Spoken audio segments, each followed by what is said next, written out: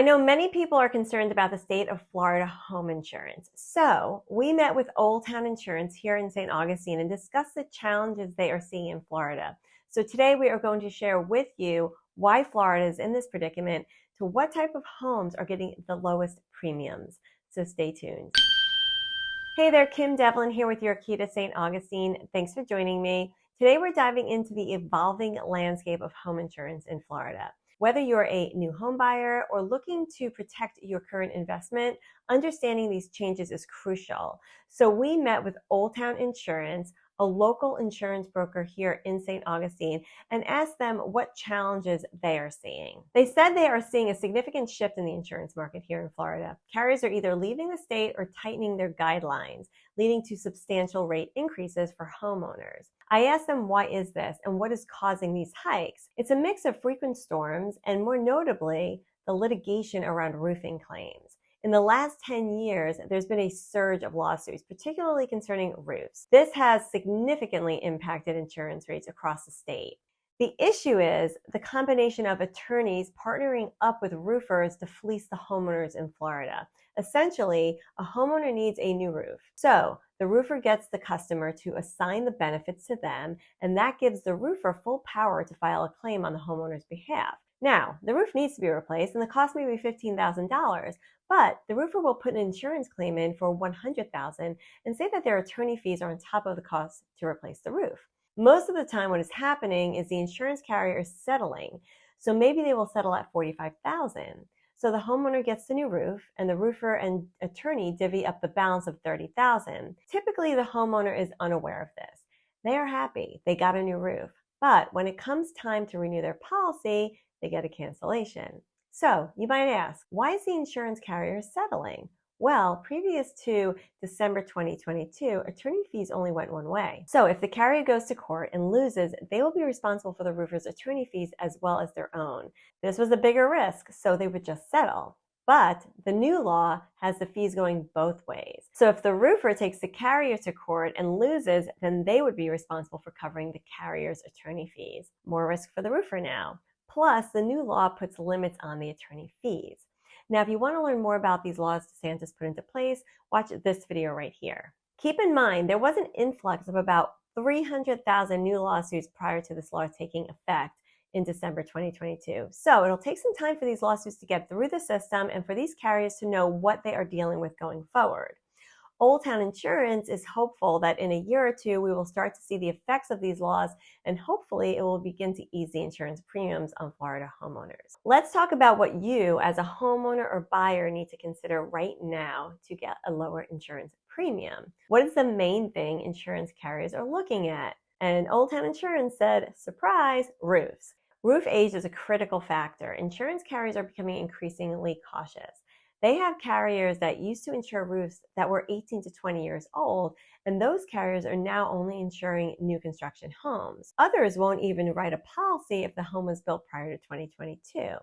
So if you are buying a home, new construction is the best way to go for the lowest premium. Of course, this doesn't mean you can't buy a resale. You absolutely can. There will just be other inspection reports such as a wind mitigation or a 4-point inspection needed to support the condition of the roof. But not everyone having insurance issues is buying a home. So what type of roof do you have? Shingle, metal, and tile are all going to be looked at differently. There are certain carriers that will only look at the age of the roof.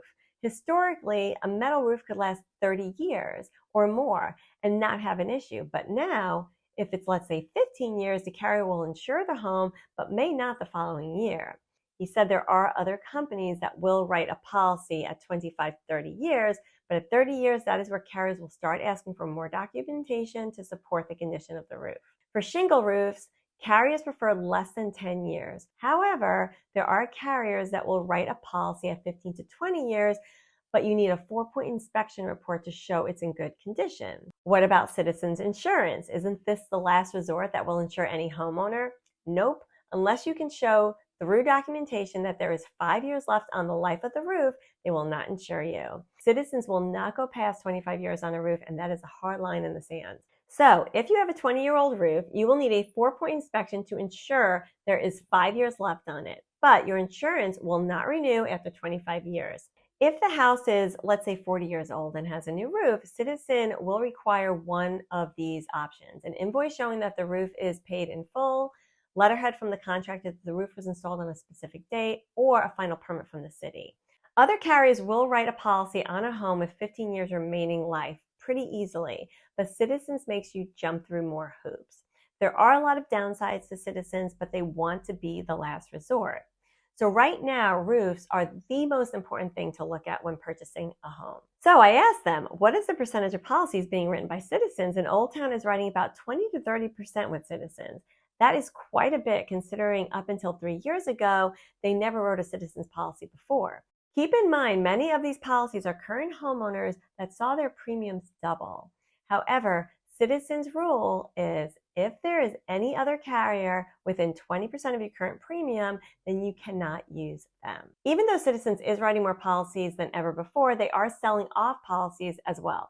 So if they sell a policy to another carrier, that carrier will honor the Citizens premium, but will also give the homeowner the price for the new policy when it renews, which will of course be more. Now, I always recommend using a local insurance broker because they have more products to work with.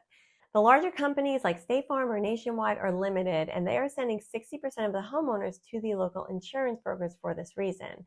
So make sure you shop around for insurance. I'm happy to connect with Old Town Insurance on your behalf and have them answer any of your questions. So go ahead and comment below with your specific questions now, and I will get these answered for you or address them in the next video. I know this is a lot of information and I don't want to overwhelm you with too much, so I will follow up more on flood zones, types of homes that are impossible to insure, and credits to lower your insurance premium on the next video I do. I hope this information was helpful.